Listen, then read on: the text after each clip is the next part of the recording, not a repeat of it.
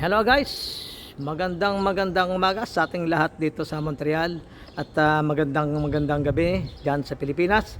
Welcome to my channel, Parkoy Vlog. Sa mga bagong pasok, please don't forget to subscribe, like, share, and comment.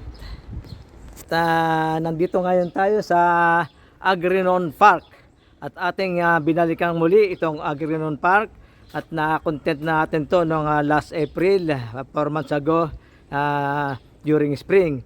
Ngayon, binalikan natin during summer. At itong Agrinon Park na to ay isa sa park na pinakapaborito ko at napakaluwang at napakaganda. Talagang magubat dito. Talagang masisiyahan ka dito mag-bike, mag-jogging, mag-picnic. Yan, mag-bonding kayo mag-asawa, pamilya, yan dito talaga. At napakaluwag nito. Ang lawak ng Agrinon Park nito ay 97 hektar. Wow, biruin mo. Samahan nyo ako mga parikoy at ating lilibutin ito para makita nyo ng kagandahan ng park na to during summer. Ayan, nandito na tayo sa bungad, papasok sa loob ng kagubatan ng Agrinon Park. Ayan, ang daming niyang itik. Ang dami. Ayan. Pagka summer, talagang napakaraming itik dito at nagpapakawala sila ng maraming itik dito. Kasi meron ditong 1.1 kilometer lake. Ayan, kaya napakaganda. Ayan. Ayan, naglalakihan ng mga itik. Ayan, ito yung mga seagull. Yung mga ibon yan. Napakaraming seagull dito pagka summer. At kapag naman winter, naglalayasan sila rito. At nagpupunta ng ibang lugar. Doon sa malamig, mainit na lugar. Yan yung lake dito sa Agrinon Park. At napakarami lang ibak ng aso. Yan ating babaybayin hanggang doon. Lagi kami nagpupunta rito nung asawa ko nung last spring nag picnic na kami dito dalawa. Dito kami nag lunch hanggang inabot kami ng hapon bago kami umuwi. Ayan, papakita ko sa inyo ang kagandahan nitong loob ng Agrinon Park na to. Yan yung mga naggagandahang malalagong puno. Ating ikakat na ulit yung mga video natin kasi nga 97 hectares to. Hindi naman natin maipupul videos ng walang cut yung video natin. Napakahaba nun. Yan, ito yung place na to. Ito yung mga picnic area. May mga table dito. Yan, malalaki, mahaba. Yan, pwede ka dito mag barbecue. Yan, simula umaga hanggang gabi. Yan, okay. Yan yung kapaligiran dito. Ito nakapwesto yung mga pinakamaraming table sa left side. At meron pa rin dun sa right side sa tabi ng lake. Yan, meron din dyan. Kaya napakaganda rito. Napakaluwag. Kaya kahit na pumunta ka rito sa weekend ng tanghali na, ay marami ka pang mapupwestuhan. Yan nga lang, talagang medyo malayo, lalo sa lugar namin, 30 minutes train ang inaabot. Yan, sa right side naman, yan din ang itsura. Kabilaan to, yan, sa gitna, kalsada. Napakaluwang ng kalsada. At pwede ka talaga rito magbike. Talagang pag nagbike ka rito talagang mananawa ka. 97 hektar. Yan, ito mga Chinese to mga anong tawag ba dyan, yung kanilang exercise na yan, stretching. At mga pare ko, ay napakaganda ng weather natin ngayon at 15 degrees lang at katamtaman ang lamig at masikat ang araw, kaya balancing balanse. Kahapon medyo lakit, pero hindi naman tumuloy ang ulan at masarap mag libot-libot. Pupunta ngayon tayo dito sa kabila, sa left side. Pupuntahan natin yung lake. Tapos papasukin natin yung kagubatan. Tatagusin natin hanggang doon sa loob, sa kabila. Napakasarap maglakad kasi napakaraming puno, malilim, ang hangin malamig. Kaya't tayo ganadong maglakad. At malapit na tayo. Kakaliwa na tayo dun sa may lumabas na tao na ron. Kakaliwa na tayo papunta sa lake. Ayan, andito na tayo sa bungad. Yan ang kanilang sign. Saan na yan baka patungo. Yan. Yan, dito tayo sa kaliwa. Ayan. Kakatuwa dito kasi talagang napakagubat. Pagka mga nagbabike dito, talagang natutuwa yan. Papasok dyan sa loob, sa gubatan. Yan, may daan naman. Yan, no? Talagang solve ka rito sa yung maghapong pagbabike. At isa pa ay napakalilim. Kaya napakasarap magbike kahit tirik ang araw. Yan, may mga table sa tabi ng river. Yan, pwede ka dyan kumain, pahinga-pahinga. Ayan, nandito na tayo sa tabi ng river. Ayan, babaybayin to at papasok tayo doon sa kabila. Nandun pa sa dulo ang daan sa kabila. Yan. Kukunti panta, palibasa ay weekdays, kaya't walang gaanong tao. Pagdating ng Friday, Saturday, Sunday, yan, maraming tao rito. Pero kahit ganoon, pagka naglalakad ka dito sa medyo kalagitnaan kala mo walang tao. Kasi nga, napakaluwang. 97 hectare ba naman? Ayan. Maraming mapupwestuhan dito. Talagang mamimili ka kung saan mo gustong pumwesto.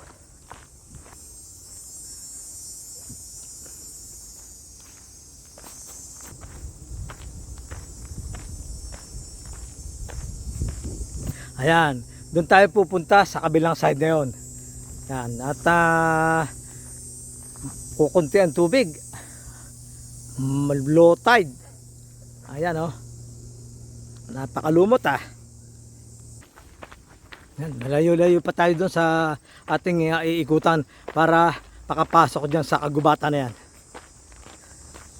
Yan, may upuan dito sa gilid ng river.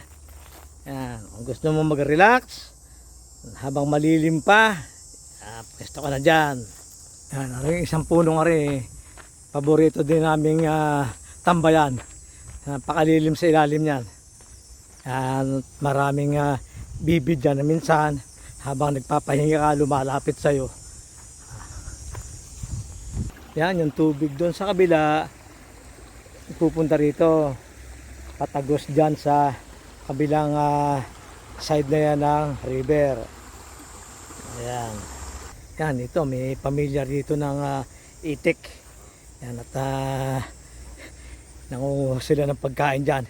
May marami kasi ditong isdang maliliit Ayan, nandyan sila.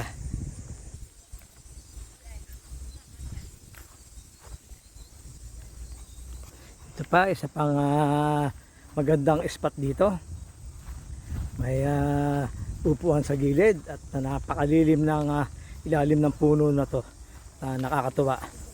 Masarap pahinga dito.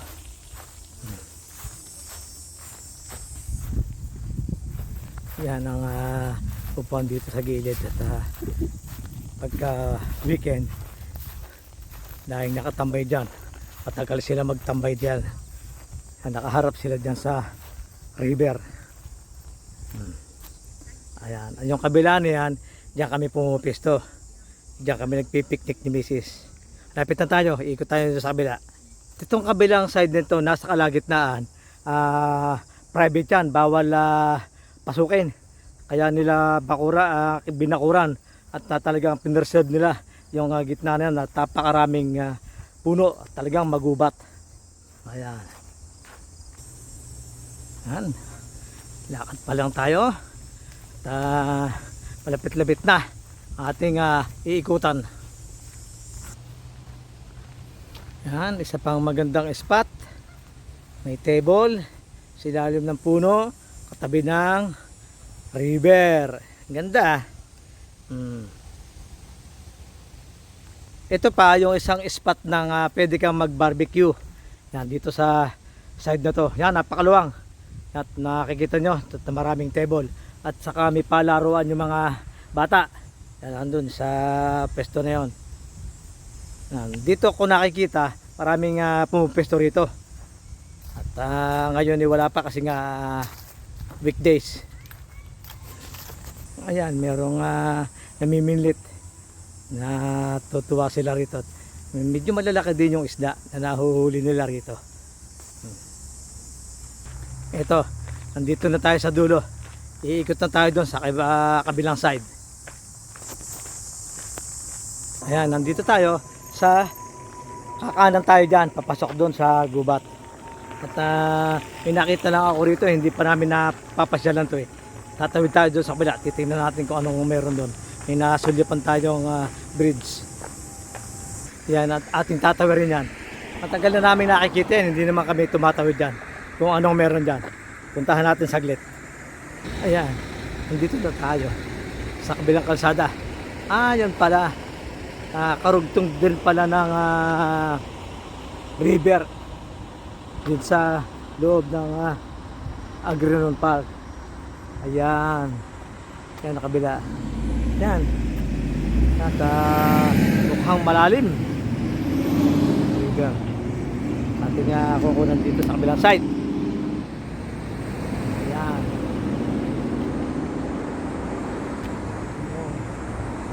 Haba. May park pa dito pala.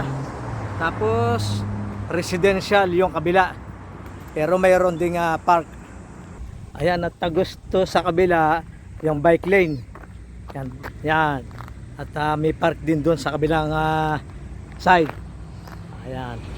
Napakaganda ng bike lane dito. Talagang matutuwa ka. Okay, balik na tayo doon sa kabila. At ating sinilip lang kung anong meron dito, mga pare ko. Ito na. At ating babaybayin na ang loob ng kagubatan nito sa Agrinon Park. Dito na tayo sa kabilang side. At napakaganda, napakalilim. At binakasalubong tayo ng mag-ama na nagbabike. Yan, isa pang spot ng magandang pwesto para ka mag-picnic. May long table at nasa ilalim ng dalawang punong malalaki, tabi ng river. Yan, magandang spot yan. Yan, papasok na tayo doon sa loob. Lakad lang tayo mga pare ko. Yan, at nandito na tayo sa loob ng kagubatan. May maispatan tayo dyan na open. Diyan kami pumipisto rin. At napakadaming pumipisto rin at maganda yung damo. Talagang pinong-pino. At masarap dyan na mag-picnic at magpalipas ng araw. Ayan, dito na tayo sa loob. Ito ang nilalakad ko rito. Pero pag summer, ito 97 hectare nga. Nililibot namin to ni Mrs. Yan, napakasarap dito sa loob. Ayan, makikita na natin ang loob ng kagubatan. Ayan, malapit na tayo doon sa sinasabi ko sa inyong isa pang spot ng magandang pagpiknikan. Malapit na tayo. Ito pa, magandang pwesto rin. May table sa gitna ng lalakihang pine tree. Gandang pwesto yan. Yan, simula dito, open to. Yan, kaya napakaganda. Maraming tao pumupesto rito. Hanggang doon, maluwang pa. Yan, ito yung isang spot na sinasabi ko sa inyo. Pagka weekend, napakaraming tao dito. At dito sila nagpalipas na maghapon. Nag-celebrate sila minsan dito ng birthday. Yan, nagsasayawan sila dito. Napakaluwang ng pwesto eh. Kaya napakaganda. Minsan inabot namin dito ni Mrs. Nag-picnic kami. Napakaraming tao dito. At lumayo-layo kami sa bandaron. Ayan, hanggang doon pa. Napakaluwag. Ito ay tabi ng river. Kaya maganda. Ayan o. Ikot natin yung camera.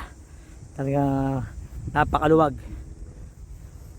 Tapos may daan doon papunta nga sa loob ng kagubatan. Yan, sa bandaron may long table. Ay pagka pumunta ka rito ng maaga, maabutan mo yung mga table na yan pagka weekend. Pero pag tanghali ka na, okupado na yan. Yan, hanggang dito. Yan, maluwag yan. Hanggang doon pa yan. At maraming pumupesto rito. Diyan sa pang 3 puno na yan, diyan kami pumupesto. Sana mapakagandang spot yan. Na malilim hanggang lumubog na ang araw. Magandang spot dito. At paborito namin itong pesto na to. Yan, doon tayo nang galing sa kabilang side na yon. At nandun yung mga bibi kanina na ating nadaanan. Yan, tabi pa rin na ito ng river. Kaya nakakatuwang pumesto rito. Yan, lakad-lakad pa tayo hanggang doon. Ayan. Layo-layo pa ang ating aayayin. Halos nandito pa lang din tayo sa bungad. Ayan. Ito, pasukin na natin tong kagubatan sa gilid ng river. Yan, dito tayo dumadaan. Yan ang river. Mabaybayin natin tong gilid ng river na to. Yan, dito kami dumadaan ni Mrs. Medyo makipot pero nakakatuwa. Ang ganda. Yan, mga maraming bato sa gilid. Dati kasi may ano to, parang esplanade sa atin, diyan sa Pilipinas. Gumuho. Yan, hindi na nila ulit binalik. Saka yung kahabaan ng San Loran diyan sa ating pinapasyalan, may esplanade pala nung araw diyan, napakahaba. Pero nag-collapse siya. Hindi na nila muli ginawa. Wala sigurong budget. Napalaking gastos noon. Ito. Andito na tayo sa gilid. Yan, dahan-dahan lang ang lakad natin para maganda yung pag-video. Hindi may hilo ang ating mga viewers. Maraming salamat sa mga bagong pasok sa ating channel. Maraming salamat sa lahat ng subscriber ng ating channel, Pariway Vlog. Maraming salamat sa inyo sa suporta nyo. At huwag sana kayo magsawang sumuporta sa ating channel, Pariway Vlog. Ayan, napakagandang i-video. Ito, nandito na tayo sa gilid. Babaybay na natin yan loob ng kagubatan. Yan, dahan-dahan lang ating lakad para magandang pagmasdan, magandang panoorin. Ayan. Yan, pwedeng bumaba dyan. At malinaw naman ang tubig. Yan, paikot ito. Ayan, at meron dito mag-anak na bibi.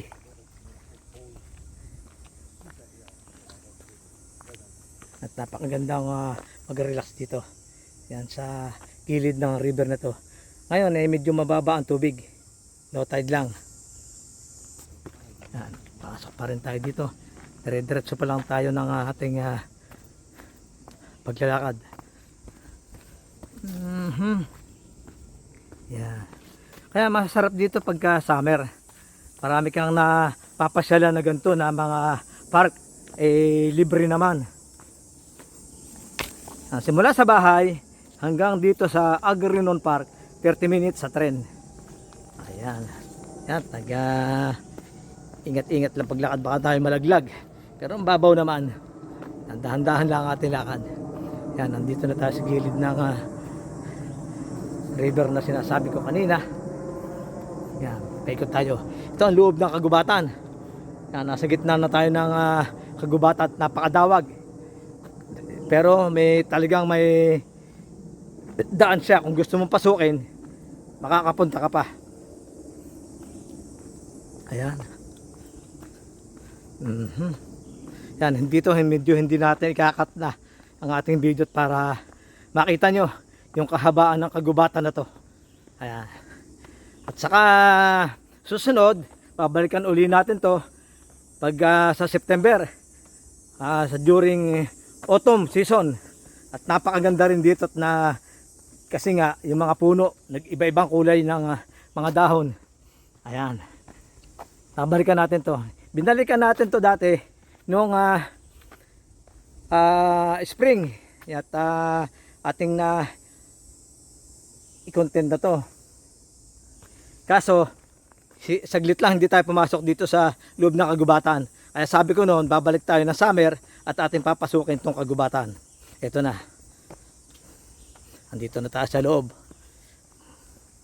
Yan. Kasi noong spring na pinuntahan ko to, mga wala pang dahon ng mga puno, puro kalbo pa. Kaya ngayon, iba ang makikita nyo. At gaya nga ng nasabi ko sa inyo, dito sa Montreal may 4 na season. At nakakatatlo na tayo. At ang iniintay uli natin ay ang fall. Para makita nyo ang kagandahan ng Montreal. Maraming turista na aakit dito, nanggagaling ng iba't ibang bansa. Yun lang ang dinadayo dito. Yan, lalo doon sa Beaver Lake, yan sa parting Westmount, yan mabubundok dito, yan. Dito sila namamasyal. Ayan. Nandito na tayo sa pusod ng gubat.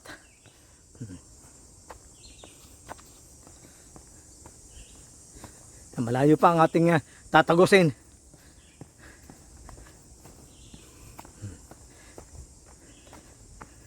Kaya masarap dito sa loob ng gubat talagang maganda ang klima, malamig-lamig.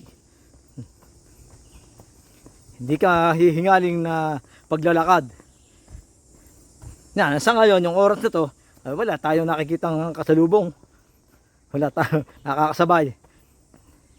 Pagka Sabado, Linggo yan, maraming ka makakasabay dito. Pero hindi naman yung karamihan na sobrang crowded. Ang mga ilan ka nakakasalubong. Kasi yung iba tinatamad maglakad kasi nga napakaluwang nito. Yung nag-i-stay na lang sila doon. Nagpipili silang ilang pwesto riyan. Doon na lang sila maghapon. Kami ni Mrs. talaga nililibot namin to.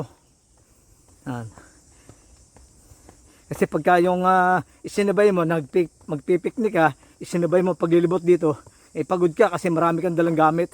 Yung mga pagkain nyo, may hirap. Kaya paglilibutin mo to, talagang libot lang. Yan, tubig lang ang dala mo. Yan, hindi nga ako nagdala ng tubig Ayan. Haba-habang video na naman tong ating magagawa nito. At napapabilis na naman tayo maglakad. Ayan. Ayan, nandito na tayo sa loob ng kagubatan. Hindi ko pa nalibot to ng buong buo talaga. Kasi nga't na sinasawaan ako sa luwang. Titingnan natin yung ating maaabot pa pagdating natin doon sa labas sa pinaka main road niya. Doon tayo lalabas Titingnan natin hanggang banda ron pa. Mahaba pa yung kalsada, hindi ko pa natatagos yun. Ilan ang pabalik-balik na ako rito. Kasi nga napakaluwang. Titingnan natin maya-maya. Ayan. Tama. Napansin ko walang gaanong ibon na. Napakaraming ibon dito Naguhunihan pagka naglalakad kami rito sa loob Ito wala ngayon. Ayan para ding nasa Pilipinas, nasa kagubatan ng Pilipinas, para ding katulad. Ayan. Yan, nandito pa rin tayo sa gilid ng river. Yan, oh. Yan, rin ang gilid niyan. Yan, hanggang doon. Yan.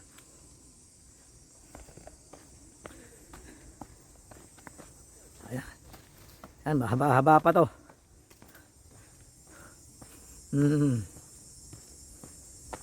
May daan pa doon sa kabila, doon sa kalagitnaan yan. Pero pasikot-sikot din sa loob yan. Itong dinaanan natin to, ito ang dati naming dinadaanan pagka nililibot namin itong kagubatan. Ayan. Ayun. Ayun, at tumagos na tayo sa kabilang kalsada. At nakita nyo maraming naglalakad. Yan. Gaya na sinabi ko sa inyo, ating didiretsuhin yung kalsada na yan. Titingnan natin kung anong meron pa. Hindi ko pa napuntahan yan eh. Ayan. Yan, ito yung map ng Agrinon Park. Yan. 97 hectare. Ang luwang to mga parikoy.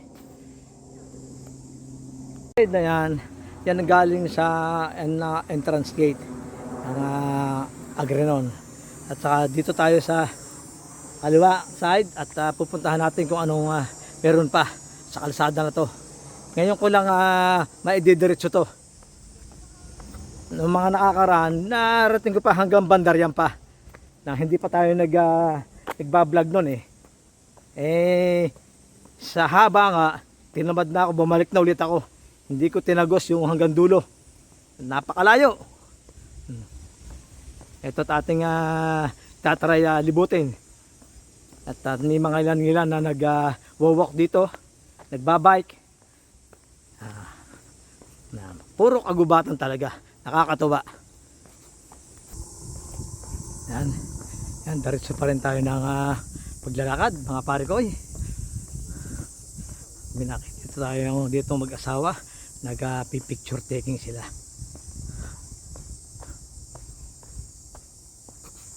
Yan. Kaya kahit na katiririk yan ng araw, masarap maglakad dito. Kasi nga, napakalalaki ng puno. Dito ka lang maglakad sa lilim niya. Ayan, tulad niya, may mag-asawa, matanda. Nagwawalk din sila. Dito talaga dumadayo. Talagang mapipil mo, nasa loob ka talaga ng kagubatan. Sariwang hangin, walang pollution. Talagang napakasarap sa ating baga. Nakalalanghap natin ng sariwang hangin. So, dire-diretso pa rin ang ating paglalakad at binabaybayin natin ang kahabaan nitong kalsada na to sa loob ng Agrinon Park. Diretso lang tayo hanggang saan to. Nabibilis na naman tayo maglakad yan, dahan-dahan lang tayo.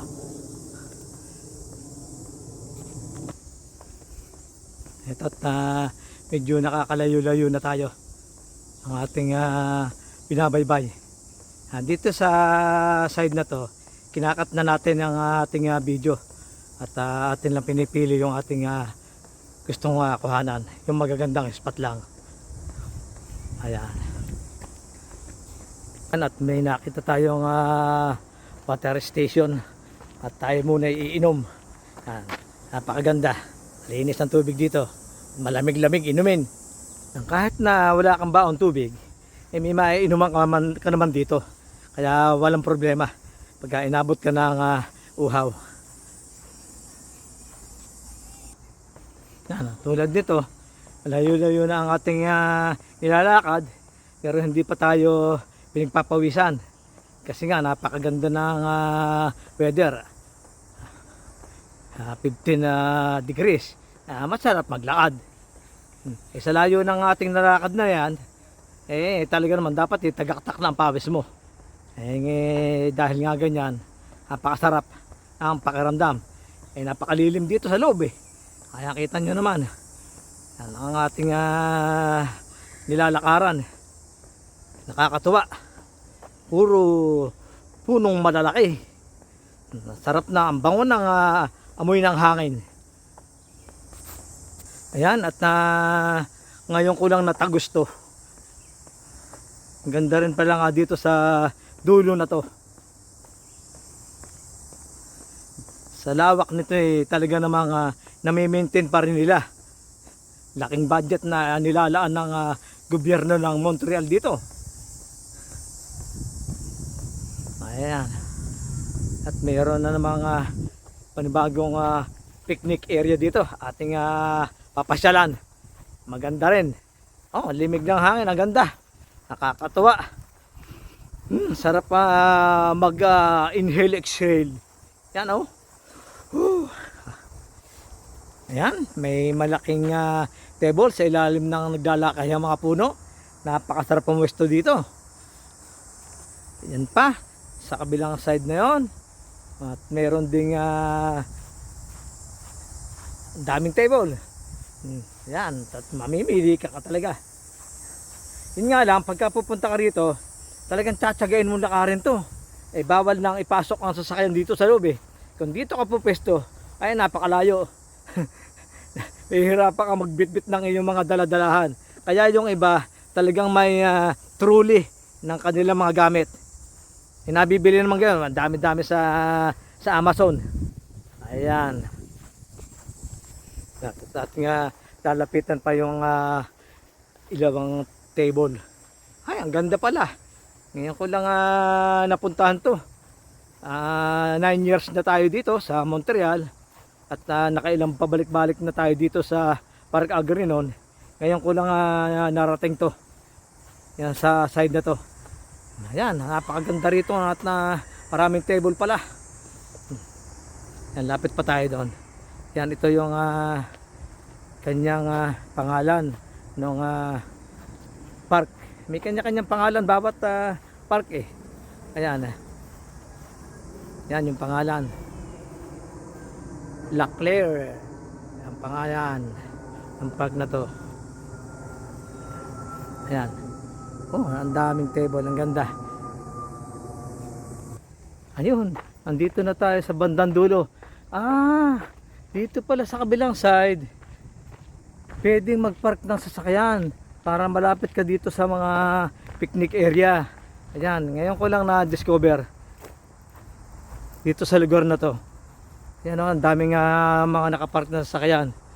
Kaya dito ka po pwesto para hindi ka mahirapang magbaba ng mga gamit mo. Yan. Station, Agrinon. Yan ang sign. Entry. Yan ba, Pranse. Hirap basahin. Ayan. Dito. Paikot din pala to. Yan. Ikutin natin kung pasan pa yon.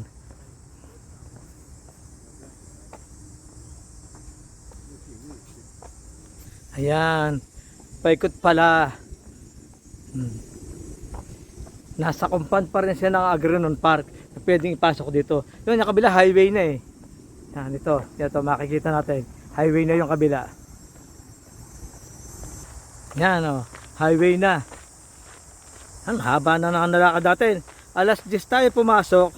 Ayan, at inabot na tayo ng 11:30 ngayon. Mahaba-haba na ang ating nalakad. Ay, grabe. Ayan, highway na to. Ayan, at dito sa kabilang side, at nakita natin yung entrance din ng Parc Agrinon dito sa kabilang side na to.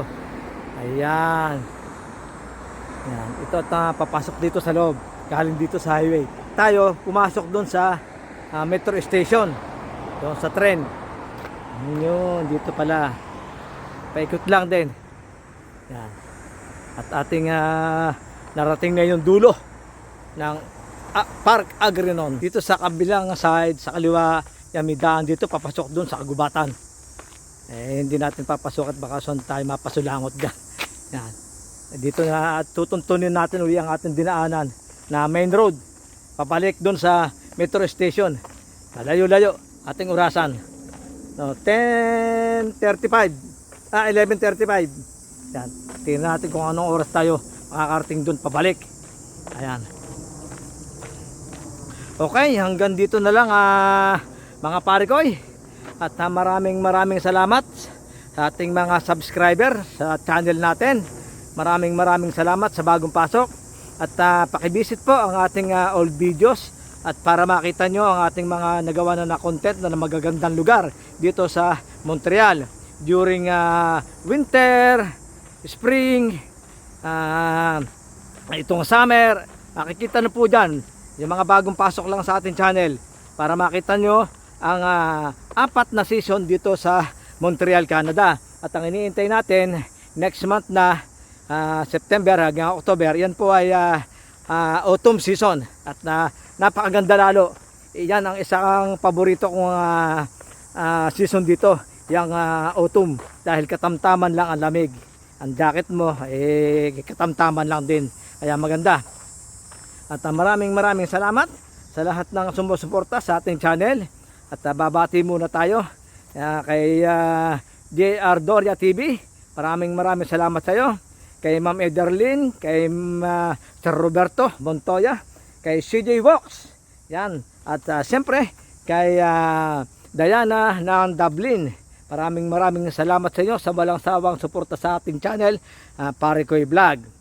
At sa mga bagong pasok po dyan sa ating channel, maraming salamat po sa inyo. At talaga namang ipapakita ko sa inyo ang magagandang lugar dito sa Montreal. Ako ay magte 10 years na rito at hindi pa nakakauwi ng Pilipinas. At sana may awa ang Diyos makauwi tayo next year para ma-meet natin ang ating mga kaibigang vlogger dyan sa Pilipinas. maraming salamat mga pare ko. God bless and have a nice day. Bye bye.